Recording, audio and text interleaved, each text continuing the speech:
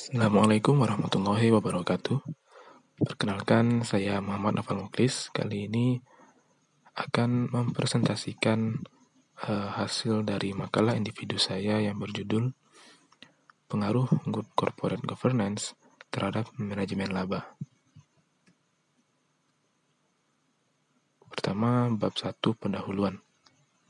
Latar belakang pemilihan topik. Manajemen laba merupakan salah satu topik hangat dalam bidang akuntansi yang tidak bisa lepas dari pro kontra akan praktiknya di lapangan. Putra 2010 menyatakan bahwa praktik manajemen laba selalu diasosiasikan dengan perilaku negatif karena praktiknya yang menyebabkan informasi keuangan yang dilaporkan tidak mencerminkan keadaan yang sebenarnya. Di lain pihak, Scott 2015 menyatakan bahwa manajemen laba adalah hak manajer dengan batasan tertentu, sesuai kerangka standar akuntansi, dalam menentukan pilihan atas kebijakan akuntansinya untuk mendapatkan nilai laba yang diinginkan dalam laporan keuangan. Laporan keuangan merupakan media yang dipakai perusahaan dalam menginformasikan situasi dan kondisi suatu perusahaan sebagai cerminan aktivitasnya selama suatu periode tertentu.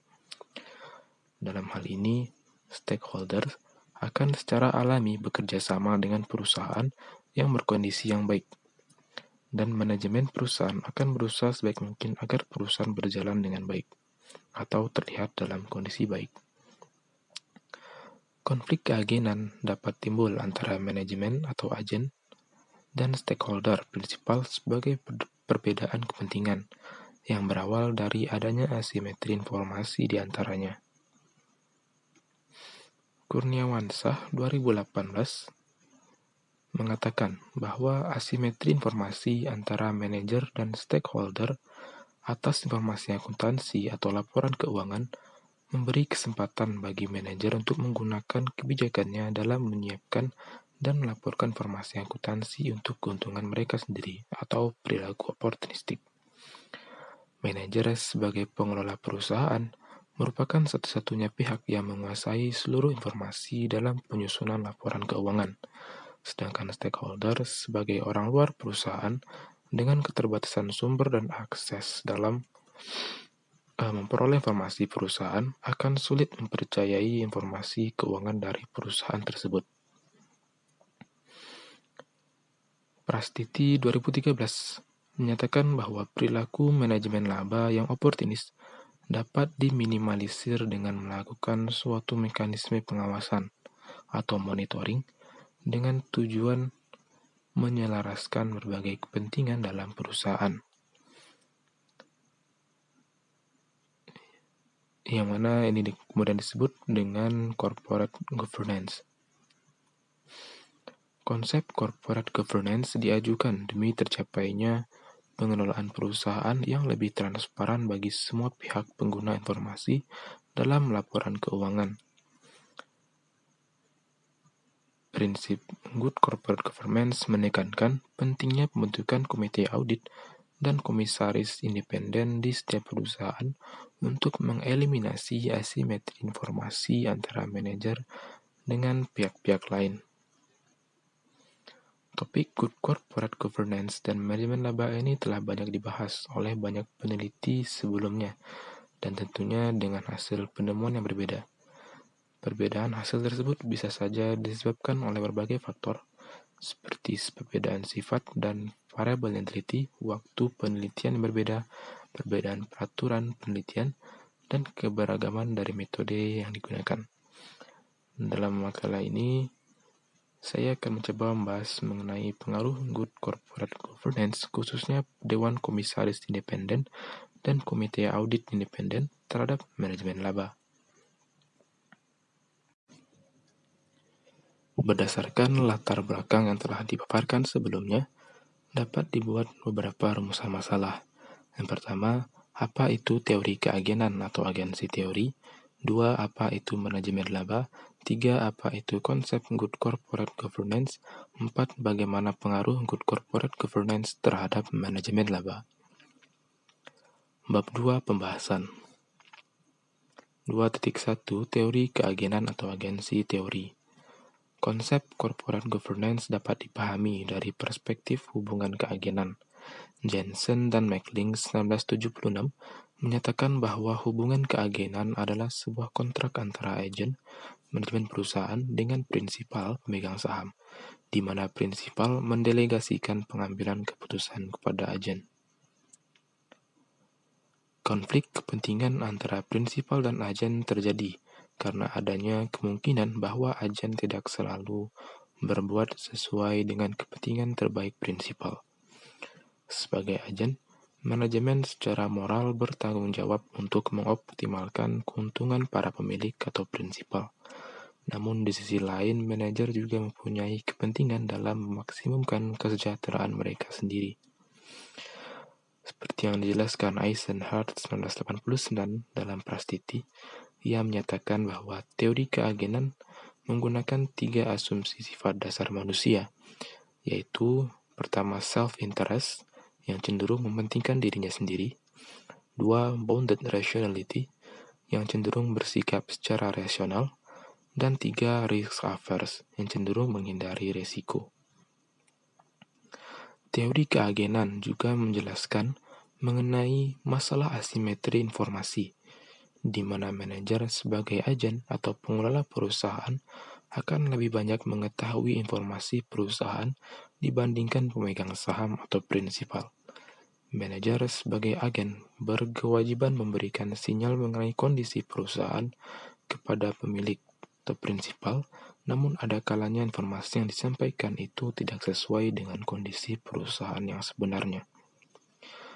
Penelitian Richardson 1998 dalam Rahmawati menyimpulkan bahwa ada hubungan positif antara asimetri informasi dengan manajemen laba, di mana apabila manajer atau agen memiliki informasi yang lebih banyak dibandingkan dengan pemilik atau prinsipal, maka kecenderungan manajer dalam melakukan manajemen laba demi kepentingan pribadi akan semakin tinggi. 2.2 Manajemen laba. Scott 2015 menyatakan bahwa earnings management is the choice by a manager of accounting policies or real action affecting earnings so as to achieve some specific reported earnings objective. Yang berarti bahwa manajemen laba merupakan pemilihan kebijakan akuntansi atau tindakan nyata oleh manajer yang berpengaruh pada laba sehingga didapat nilai laba yang diinginkan pada laporan keuangan. Haley dan Wahlen 1999 dalam Kurniawan Syah mengatakan bahwa manajemen laba terjadi ketika manajer menggunakan justifikasinya dalam pelaporan keuangan dengan menata transaksi sedemikian rupa guna mengubah informasi keuangan yang akan dilaporkan untuk menyesatkan para pemangku kepentingan mengenai kinerja ekonomi perusahaan atau untuk mempengaruhi hasil kontrak yang bergantung pada angka akuntansi yang dilaporkan tersebut. Manajemen laba dapat terjadi akibat adanya kelonggaran atau flexibility dalam pemilihan kebijakan akuntansi yang digunakan dalam membuat laporan keuangan. Upaya manajer dalam memaksimalkan nilai perusahaan cenderung akan mengarah pada upaya memaksimalkan kesejahteraan pribadi. Atas dasar itulah, manajemen laba dinilai sebagai cerminan perilaku oportunistik seorang manajer dalam melakukan pelaporan keuangan, yaitu dengan menghasilkan laporan keuangan atau nilai laba sesuai keinginan demi kepentingan pribadinya. Perspektif ini sejalan dengan teori keagenan yang menyatakan bahwa pemisahan kepemilikan dengan pengelolaan perusahaan akan mendorong upaya setiap pihak dalam memaksimalkan kesejahteraannya masing-masing. Lalu motivasi manajemen laba. Scott merangkum beberapa motivasi atau faktor pendorong manajer melakukan manajemen laba sebagai berikut. Yang pertama, bonus scam atau rencana bonus. Di sini, para manajer yang bekerja pada perusahaan yang menerapkan rencana kompensasi akan berusaha mengatur nilai laba yang akan dilaporkannya dengan tujuan untuk memaksimalkan jumlah bonus yang diterimanya, atau sebagai perilaku oportunistik. Kedua, debt covenant atau kontrak utang jangka panjang. Semakin dekat suatu perusahaan kepada waktu pelanggaran perjanjian utang, maka para manajer akan cenderung memilih metode akuntansi yang dapat memindahkan laba periode masa depan ke periode berjalan dengan harapan dapat mengurangi kemungkinan perusahaan mengalami pelanggaran kontrak utang. Dalam hal ini, manajemen laba dapat menjadi penyelamat perusahaan di saat krisis, atau sebagai strategi for survival. Ketiga, to meet investors' earnings expectation, atau untuk memenuhi ekspektasi laba investor. Investor cenderung akan tetap berinvestasi dan mungkin saja menambah investasi pada perusahaan yang dapat mengelola perusahaan atau dananya dengan baik, dengan harapan dapat memberikan hasil imbalan investasi atau return yang sesuai ekspektasi mereka. Yang keempat, stock offering atau penawaran saham. Baik itu penawaran saham perdana atau initial public offering atau IPO, maupun saat penambahan saham yang telah ada, pada waktu tersebut informasi keuangan yang dipublikasikan dalam prospektus diusahakan ditampilkan semenarik mungkin, karena merupakan sumber informasi yang sangat penting sebagai sinyal kepada investor potensial terkait dengan nilai perusahaan, di mana semakin menjanjikan suatu informasi keuangan perusahaan, maka akan semakin menarik minat para investor untuk melakukan investasinya. Hal ini penting bagi pertumbuhan perusahaan di masa mendatang. Selanjutnya yaitu pola manajemen laba. Ada 4 pola manajemen laba. Yang pertama, taking a bet. Biasanya terjadi pada waktu terjadinya pengangkatan CEO yang baru dengan melaporkan kerugian dalam jumlah yang besar. Tindakan ini diharapkan dapat meningkatkan laba pada masa datang. Kedua, income minimization. Biasanya dilakukan pada saat perusahaan mengalami profitabilitas yang cukup tinggi, bertujuan untuk mengantisipasi apabila laba pada tahun yang akan datang menurun secara drastis, sehingga dapat diatasi dengan mengambil laba periode sebelumnya. Yang ketiga, income maximization. Dilakukan pada saat laba menurun. Pola ini bertujuan untuk melaporkan net income yang tinggi untuk tujuan bonus yang lebih besar. Atau juga dilakukan oleh perusahaan untuk menghindari pelanggaran perjanjian hutang. Yang kelima, income smoothing. Dilakukan dengan cara meratakan laba yang dilaporkan sehingga dapat mengurangi fluktuasi laba yang terlalu ekstrim, karena pada umumnya investor lebih menyukai laba yang relatif stabil. 2.3 Konsep Good Corporate Governance atau GCG. Forum for Corporate Governance in Indonesia atau FCGI 2001 mendefinisikan corporate governance sebagai suatu susunan aturan yang menentukan hubungan antara pemegang saham, manajer, kreditur, pemerintah, karyawan, serta stakeholder lainnya sesuai dengan hak dan tanggung jawabnya masing-masing. Monks 2013 menyatakan, Good corporate governance secara definitif dapat diartikan sebagai sistem yang mengatur dan mengendalikan perusahaan agar mampu menciptakan nilai tambah atau value added untuk semua stakeholdernya. Ada 2 hal yang ditekankan dalam konsep ini, yaitu pertama, pentingnya hak pemegang saham untuk memperoleh informasi secara akurat dan tepat waktu. Lalu yang kedua, kewajiban perusahaan untuk melakukan pengungkapan atau disclosure semua informasi mengenai kinerja perusahaan secara akurat, tepat waktu, dan transparan. Selanjutnya, prinsip GCG.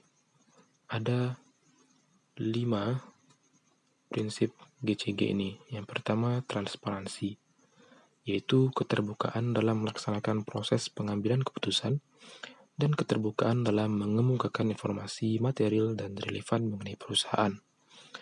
Yang kedua, akuntabilitas, yaitu kejelasan fungsi, struktur, sistem, dan pertanggungjawaban organ perusahaan sehingga pengelolaan perusahaan terlaksana secara efektif. Yang ketiga, pertanggungjawaban, yaitu kesesuaian atau kepatuhan di dalam pengelolaan perusahaan terhadap prinsip korporasi yang sehat, serta peraturan perundangan yang berlaku. Keempat, independensi, yaitu suatu keadaan di mana perusahaan dikelola secara profesional tanpa benturan kepentingan dan pengaruh maupun tekanan dari pihak manajemen yang tidak sesuai dengan peraturan dan perundang-undangan yang berlaku, serta prinsip-prinsip korporasi yang sehat. Kelima, kewajaran dan kesetaraan atau fairness, yaitu perlakuan yang adil dan setara dalam memenuhi hak-hak stakeholder yang timbul berdasarkan perjanjian serta peraturan perundangan yang berlaku. Selanjutnya, tujuan dan manfaat GCG. Yang pertama, meningkatkan kinerja perusahaan melalui terciptanya proses pengambilan keputusan yang lebih baik, meningkatkan efisiensi operasional perusahaan, serta lebih meningkatkan pelayanan kepada stakeholder. Selanjutnya, yang kedua, mempermudah diperolehnya dana pembiayaan yang lebih murah sehingga dapat meningkatkan corporate value. Yang ketiga, mengembalikan kepercayaan investor untuk menanamkan modalnya. Dan yang keempat, pemegang saham akan merasa puas dengan kinerja perusahaan karena sekaligus akan meningkatkan shareholder value dan dividen. 2.4 Mekanisme Good Corporate Governance terhadap manajemen laba. Ada dua mekanisme yang menjadi fokus pembahasan dalam makalah ini, yaitu Dewan Komisaris Independen dan Komite Audit Independen.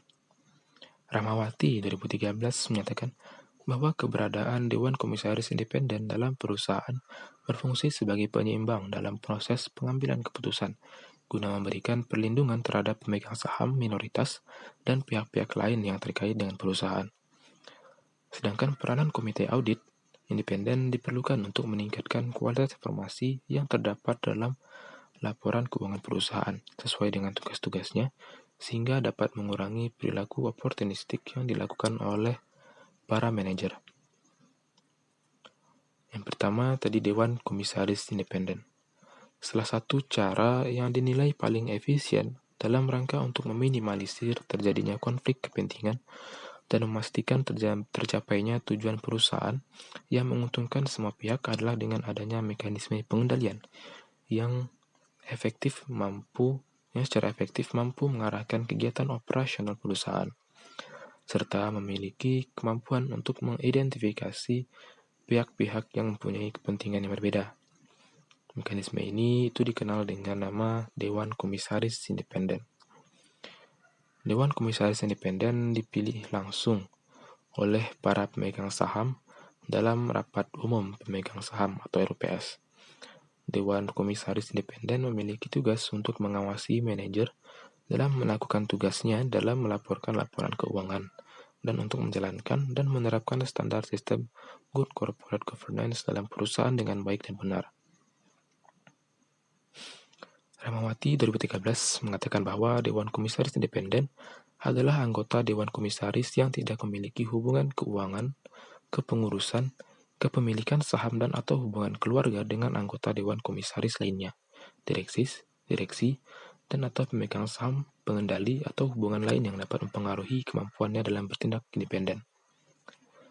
Keberadaan komisaris independen dimaksudkan untuk mendorong terciptanya iklim dan lingkungan kerja yang lebih objektif dan menempatkan kewajaran dan kesetaraan di antara berbagai kepentingan, termasuk kepentingan pemegang saham minoritas dan stakeholder lainnya.